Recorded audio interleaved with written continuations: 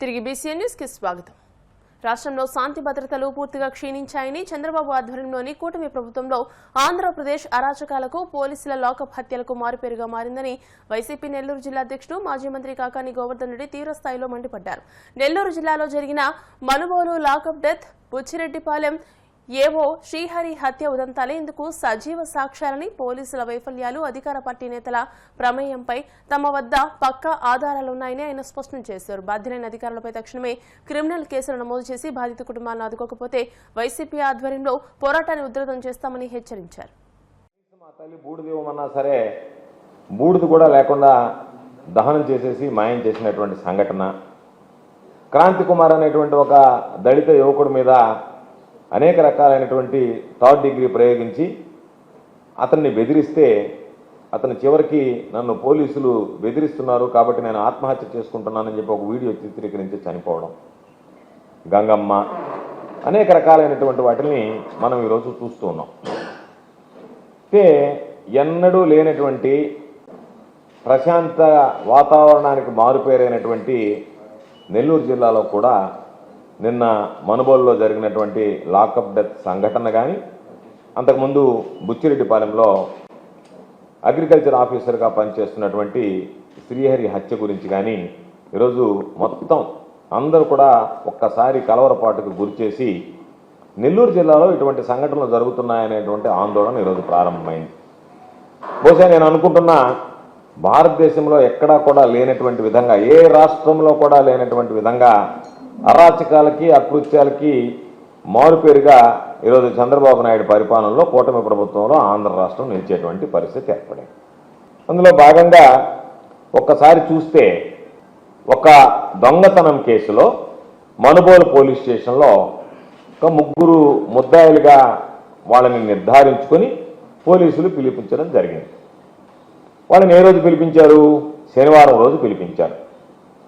శనివారం, ఆదివారం, అంటే శనివారం రాత్రి కూడా పోలీస్ స్టేషన్లోనే ఉన్నారు, ఆదివారం కూడా పోలీస్ స్టేషన్లో ఉన్నారు. శని ఆదివారాల్లో పోలీసులు వాళ్ళని విపరీతంగా కొట్టడం జరిగింది. ఆదివారం సాయంకాలం వాళ్ళని వదిలిపెట్టారు. మరలా సోమవారం ఉదయాన్నే రమ్మని చెప్పి చెప్పడం జరిగింది.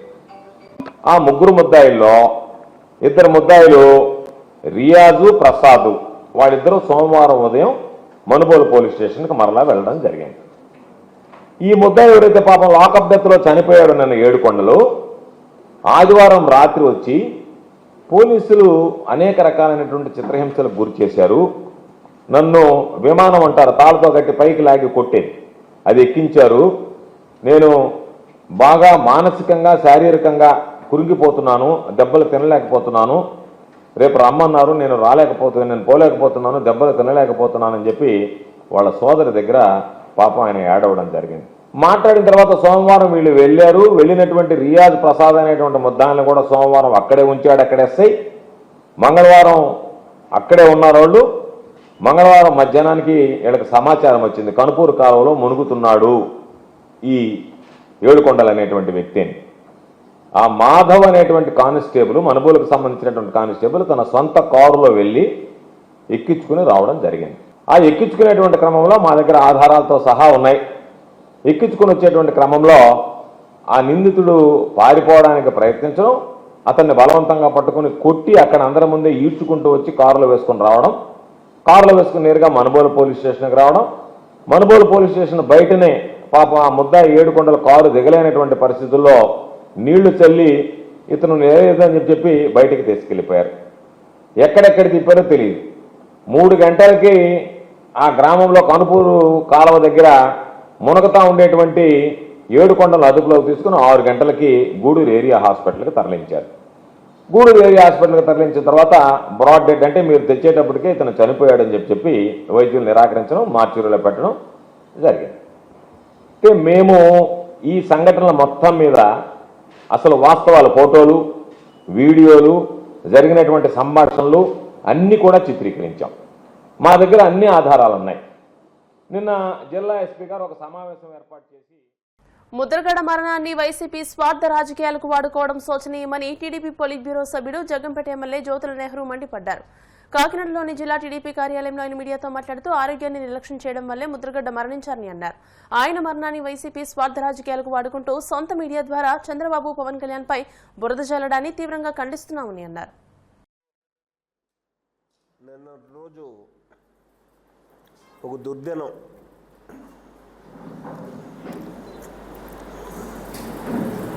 ముద్రగడ పద్మనాభం గారు అసూలు బాయడం చాలా దురదృష్టకరం. ఆయనకి తెలుగుదేశం పార్టీ తరఫున అలాగే కూటమి తరఫున అందరం కూడా వెళ్ళి సార్ సంతాపం తెలియజేయడం జరిగింది. మళ్ళీ ఈరోజు ఒకసారి తెలుగుదేశం పార్టీ పాలిట్ బ్యూరో సభ్యుడిగా రాష్ట్ర పార్టీ తరఫున ఆయన ప్రగాఢమైనటువంటి సంతాపం తెలియజేయాలని చెప్పి ఈరోజు ఈ ప్రెస్ మీట్ పెట్టడం జరిగింది. ముఖ్యంగా మన అందరికీ కూడా చిరపరిచితుడే ఆయనకి ప్రగాఢమైనటువంటి సంతాపం తెలియజేస్తూ ఆ కుటుంబ సభ్యులకి సానుభూతిని తెలియజేస్తూ పద్మనాభం గారిని మరణాన్ని ప్రధానంగా వైఎస్ఆర్సీపీ నాయకులు తమ స్వార్థం కోసం రాక్షస విన్యాసాన్ని నిన్నటి నుంచి మొదలెట్టారు. చాలా దురదృష్టం ఇది. ఆయన ప్రధానంగా మా ప్రాంతంలో ఒక చరిత్ర కలిగినటువంటి కుటుంబంలో జన్మించి తనకంటూ ఒక బ్రాండ్ ఇమేజ్ని సంపాదించుకుని రాష్ట్ర వ్యాప్తంగా 2 పర్యాయాలు మంత్రి కానీ 4 పర్యాయాలు శాసనసభ్యుడు కానీ 1 పర్యాయం పార్లమెంట్ సభ్యుడిగా ఒకసారి డ్రైనేజ్ బోర్డు మెంబర్గా చైర్మన్గా ఆ రోజుల్లో డ్రైనేజ్ బోర్డు అన్నది కూడా చాలా పెద్ద ప్రాధాన్యత కలిగినటువంటి రైతాంగానికి ఉపయోగపడేటటువంటి వ్యవస్థ. ఇన్ని పదవులు చేయడమే కాకుండా ఆ పదవులకే వన్నె తెచ్చినటువంటి వ్యక్తిగా మాత్రం నేను ఎక్కడ మొహమాట పడాల్సినటువంటి అవసరం లేదు వన్నె తెచ్చాడు అని చెప్పడానికి. అయితే నిన్న జరిగినటువంటి సంఘటన మాత్రం నన్ను మనస్తాపానికి గురి చేసింది. రాజకీయ స్వార్థం కోసం ఆయన మరణాన్ని వాడుకోవడం చాలా అన్యాయం ఇది. అక్కడ నాయకులు చెప్పడమే కాకుండా ఒక ప్రధానమైనటువంటి మీడియాలో విశ్లేషణ చెప్తూ ఆ విశ్లేషించినటువంటి విశ్లేషణని ఆ ఫ్యూనరల్ జరిగిన తర్వాత నేను ఇంటికి వచ్చి టీవీ వేస్తే వచ్చినటువంటి దాన్ని చూస్తే మాత్రం నాకు చాలా మనస్తాపం కలిగింది. ఇంత దుర్మార్గంగా మీడియా కూడా వ్యవహరిస్తుందా అంటే నేను అందరు మీడియాని అంటలా, పర్టికులర్గా ఇక్కడ మొహమాటం ఏం లేదు నాకు. సాక్షి మీడియా వాళ్ళు విశ్లేషణలో చెప్తారు తెలుగుదేశం పార్టీ ముద్రగడ పద్మనాభం గారిని అంతా ఇంత కాని పక్షంలో వేధించింది, ఆయన మనస్తాపానికి గురయ్యే అసూల భాషాడు అన్న విధంగా అర్థం వచ్చే విధంగా మాట్లాడినటువంటి పరిస్థితి. ఏమన్నా యాక్సిడెంటల్ డెత్తా లేదా ఎవరైనా బలవంతాన్ని ఏమన్నా ఇది చేసినదా లేదు ఆయన బలవంతంగా చేసుకున్నదా కాదే. మనందరికీ తెలుసు ఆయనకు వచ్చినటువంటి వ్యాధి నివారణ కానిటువంటి వ్యాధి. అది మన దురదృష్టం. క్యాన్సర్ మహమ్మారి వేళ ఈ దేశాన్ని ఏ రకంగా పట్టి పీడిస్తుందో మనందరికీ తెలుసు. దానికి సరైన టైంలో వైద్యం చేయించుకుంటే ప్రాణాలు దక్కుతాయి. కానీ ఆయన తనకంట తన ప్రాణాల కంట ఈ సమాజమే ముఖ్యం అని చెప్పేసి ఆలోచన చేసేటటువంటి విధానం. ఎన్నాళ్లగానో ఎదురుచూస్తున్న ఎలక్ట్రిక్ బస్సులు విశాఖ నగరానికి చేరుకున్నాయి. తొలి విడత గాజువాక డిపోకు 3 బస్సులు వచ్చాయి. ప్రస్తుతం గాజువాక డిపోలో విద్యుత్ ఛార్జింగ్ స్టేషన్ పనులు, సబ్ స్టేషన్ పనులు పూర్తయ్యాయి. మరికొన్ని చేపట్టాల్సి ఉన్నందున బస్సులను స్టీల్ సిటీ డిపోకు పంపించారు. వీటిని Visakha RM B Appalanaidu, deputy chief traffic manager Malleswararao, assistant engineer KSD Prasad తదితరులు పరిశీలించారు. ఈ నెలాఖరుకు మరో 7 ఆగస్టు నెలలో మిగిలిన 10 బస్సులు వస్తాయని ఆర్ఎం తెలియజేశారు. నగరం నుంచి భోగాపురం అంతర్జాతీయ విమానాశ్రయానికి 20 ఎలక్ట్రిక్ బస్సులను నడపనున్నామని అన్నారు. ఈలోగా గాజువాక నుంచి ఎన్ఏడి, గురుద్వారా, మద్దెలపాలెం, మధురవాడ, ఆనందపురం మీదుగా గాజువాక నుండి Scindia, convent junction, railway station, Dwaraka bus station, Rushikonda IT park మీదుగా భోగాపురం విమానాశ్రయం వరకు ట్రయల్ రన్ నిర్వహిస్తామని తెలియజేశారు. వార్తలు ముగించే ముందు ముఖ్యాంశాలు మరోసారి.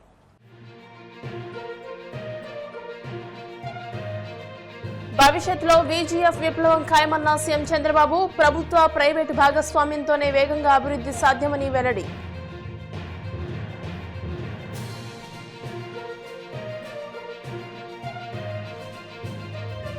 పవన్ కళ్యాణ్ ను పరామర్శించిన గవర్నర్ అబ్దుల్ నజీర్, ఆరోగ్య పరిస్థితిని అడిగి తెలుసుకుని వైద్య నిపుణుల సూచనలు, సలహాలను తప్పనిసరిగా పాటించాలని సూచన.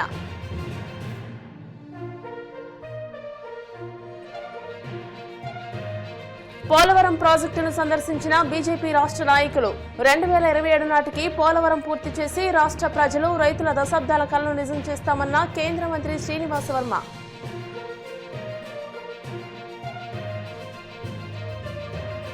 కూటమి పాలనలో ఆంధ్రప్రదేశ్ అరాచకాలకు, పోలీసుల లాకప్ హత్యలకు మారుపేరుగా మారింది. మాజీ మంత్రి కాకాని గోవర్ధన్ రెడ్డి ధ్వజం. ఈ వార్తలు ఇంతటితో సమాప్తం. మరిన్ని వార్తల కోసం BCN digital YouTube channel, Facebook page ని ఫాలో అవ్వండి. అప్డేటెడ్ వార్తల కోసం ప్లీజ్ సబ్స్క్రైబ్.